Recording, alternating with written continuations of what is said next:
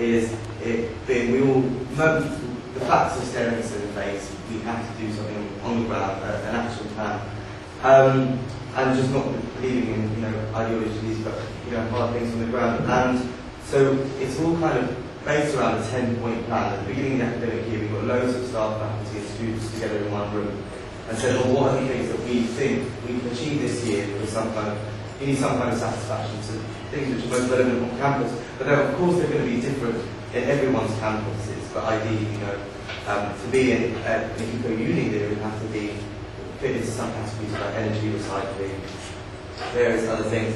So what we can do is just, as an example, as an idea for maybe what you can do on your campuses, go through what are.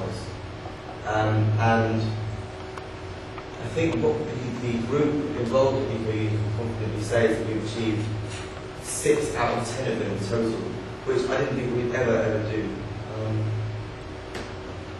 I think I might have to talk about that. Yeah.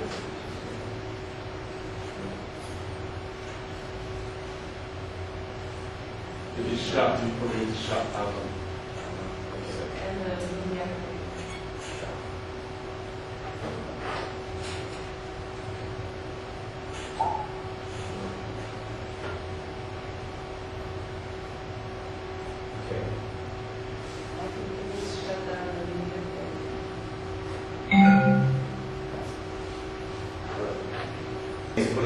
Yeah. Everyone involved in the campaign wanted to do what they made it.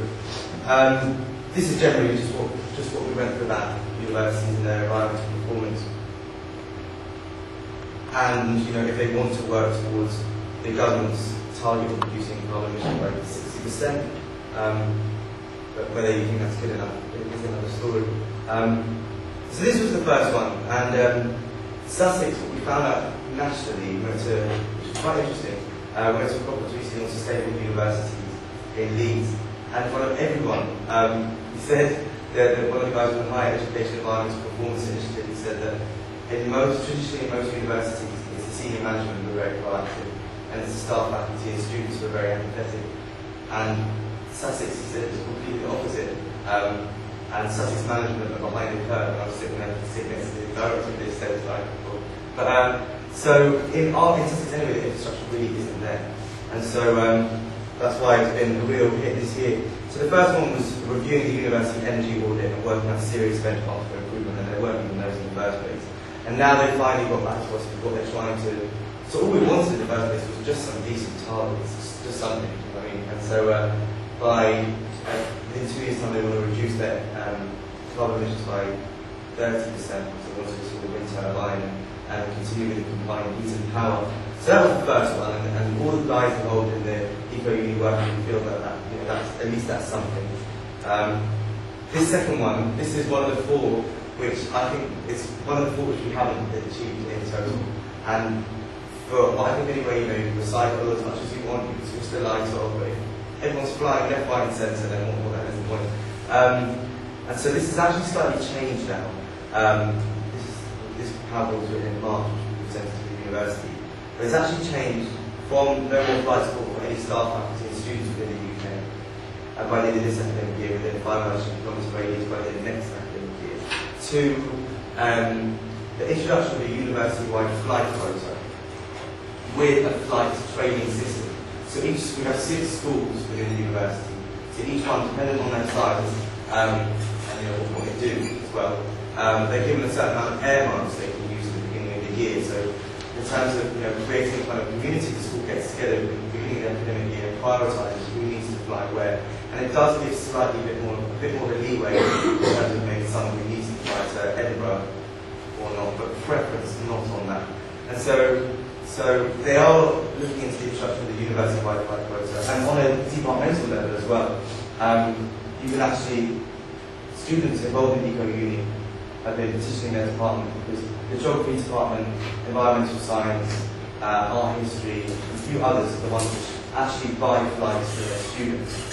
And so what we're trying to do, what the student eco-uni reps and all the departments are passing petitions about is that a flight can be taken. If the journey can be taken on a 3-day on-land journey, then it should be on land. And if not, then it has to be carbon offset Originally it's at 3 times over.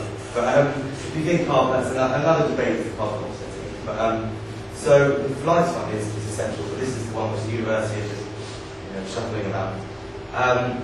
Then this I think is also one of the most important.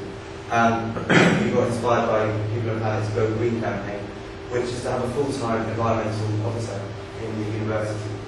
And I think the legal recommendation is that for every £1 million spent on energy by an institution, that they must have a full-time member of staff dedicated to environmental issues. I think that's it. I mean, Sussex spend in excess of 3.2 million and have 1 member of staff for energy and a part-time for environmental, for everything else. And so just the infrastructure isn't there, therefore the estates department have really low horizons for what they can achieve. And we've achieved, and this one's now being recommended, hopefully we'll have that next year, so that Eco Union will have some kind of continuity. Then this was one which was fairly easy to achieve. We have no recycling in residencies beginning of the year, and so just basic 100% domestic recycling for aluminium, paper, glass, and they're actually introducing plastic now as well.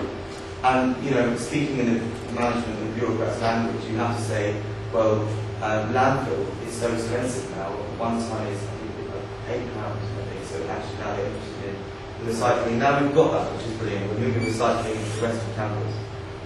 Then this was the number 5 is elimination of all consumable plastics by the end of the academic year, particularly bags, cups, food packaging, bottles, cutlery, which we will achieve as well. A company called London Biodegradable, if anyone wants to know them.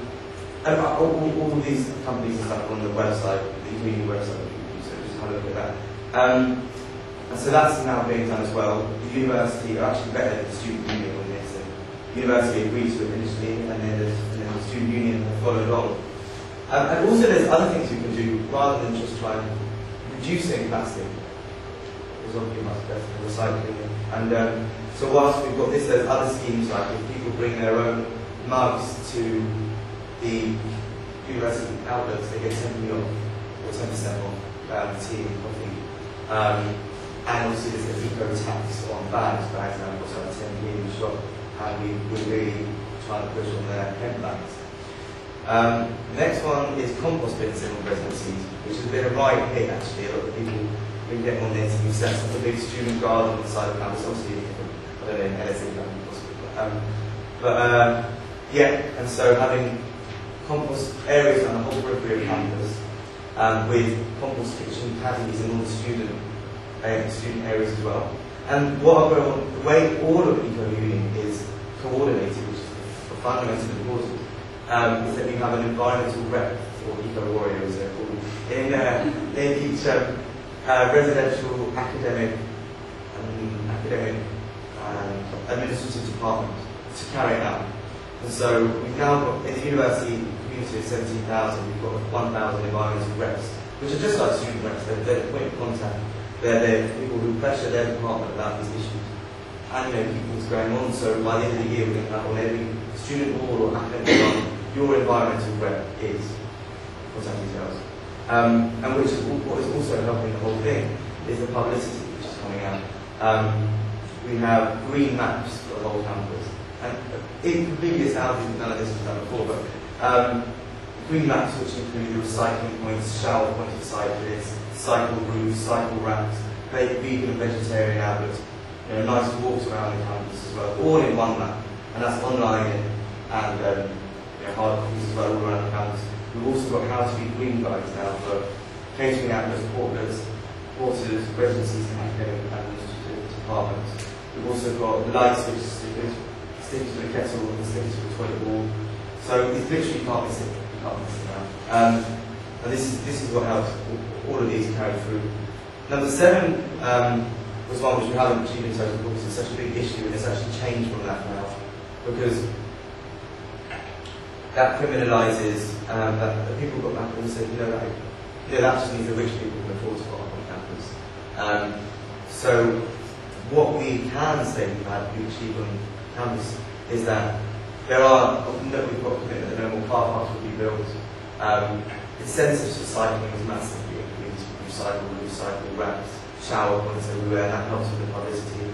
And there's been an actual decrease in park on campus, and we really try to promote this, the